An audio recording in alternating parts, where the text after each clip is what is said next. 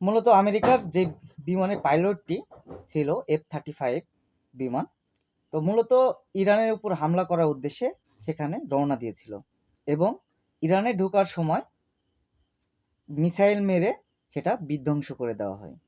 বিধ্বংস করার পর যে প্রথম যে মূলত হচ্ছে F-35 বিমানের একটা হচ্ছে বিশেষত্ব হচ্ছে সামনের হচ্ছে চেম্বারে থাকে একজন, পিছনে আরেকজন ব্যাকআপের জন্য সেকেন্ড পাইলট, যাকে বলে সেকেন্ড পাইলট, ফার্স্ট পাইলট এবং সেকেন্ড পাইলট।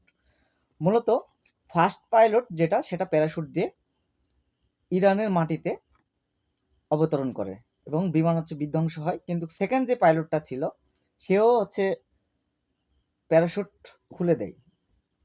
ঠিক আছে, খুলে দেওয়ার পর সে গালফ যে নদী, না সরি, গালফ যে হচ্ছে সাগরটা, গালফ সাগরে গিয়ে পড়ে এবং তাকে আমেরিকার টিম তাকে রেস্কিউ করে। বোঝাতে পারলাম? আমেরিকার টিম রেস্কিউ করে এবং ফার্স্ট যে পাইলটটা ছিল সে পড়ছে ইরানের ভিতরে। ইরানের ভিতর পড়ার পর সে 60 ফিট উচ্চতায় একটা পাহাড় আছে, তো সেই পাহাড়ের চূড়ায় সে মূলত জীবন বাঁচানোর উদ্দেশ্যে সেখানে করছিল। ইতিমধ্যেই ব্ল্যাক বক্স, যেটা প্রত্যেকটা বিমানে থাকে, ব্ল্যাক বক্স যেখানে ম্যাপিং সিস্টেম আছে যে আমার বিমানটা কোথায় গিয়ে যাচ্ছে, কি করছে না করছে। আমেরিকাটা তো হচ্ছে বসে থেকে দেখে নাকি, তো এটাই মূলত তারা করছিল এবং দেখে বিধ্বংস হয়ে গেছে। কিন্তু ব্ল্যাক বক্স লাস্ট যেখানে হচ্ছে ম্যাপিং এর যে সিস্টেমটা ছিল, লাস্ট যেখানে বিমান বিধ্বংস হয়েছে আমেরিকা, সেটার উদ্দেশ্যে আবার পরে একটা টিম পাঠায়। এই টিমটা কি বলি, মূলত একটা বড় একটা যুদ্ধ বিমান ছিল যেটাতে অনেকগুলো সৈনিক ছিল, প্রায় 40-এর কাছাকাছি ফার্স্ট, এবং তার পিছনেই ছিল দুইটা হেলিকপ্টার।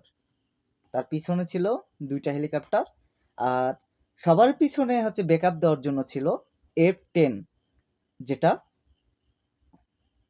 ওল্ড মডেলের, কিন্তু এটা অনেক কার্যকরী। তো এটা হচ্ছে যখন হচ্ছে ঢুকছিল রেস্কিউ করার জন্য সে পাইলটদের, তো ইরান আবার হচ্ছে সে মিসাইল মারে এবং পিছনে সবার পিছনে যেটা ছিল সেটা আবার সেই সাগরে পড়ে যায়। আর সেখান থেকে আবারও রেস্কিউ, গালফ সাগরের পাশেই পড়ছিল, সেখান থেকে রেস্কিউ করে এবং বাকিগুলা যখন হচ্ছে ইরানের ভিতর ঢুকে হচ্ছে ঘোরাঘুরি ঘুরছিল। আর প্রথমেই বলেছিলাম একটা বড় যুদ্ধ বিমান পাঠিয়েছিল 40 জন সৈনিক নিয়ে। মূলত এটা পাঠিয়েছিল ইরানের ভিতরে ঢুকে ইউরেনিয়াম চুরি করার জন্য।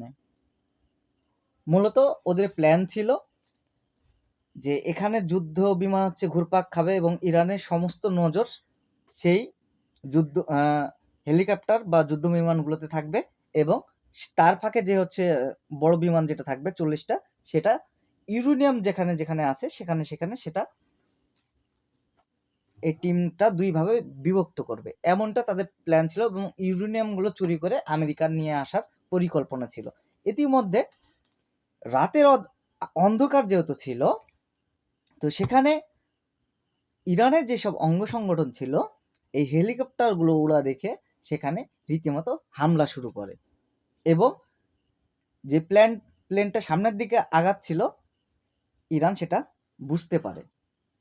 ইরান বুঝতে পারার পর তাদের যেই ফাইটার জেট আছে, মূলত দুইটা পাইলটকে পাঠানো হয় দেখার জন্য আসলে কি ফ্লাই করছে, কি কারণে করছে এত বড় বিমান। তো যখন আকাশে উড্ডয়ন করে তখন আবার ব্যাক করে রিস্কি মনে করে এবং সেখানে শুনেছে যে গোলাবর্ষণ হচ্ছে তাদের অন্য যে দল ছিল সেখানে, তো তখন তারা কাম ব্যাক করে। ঠিক আছে, এবং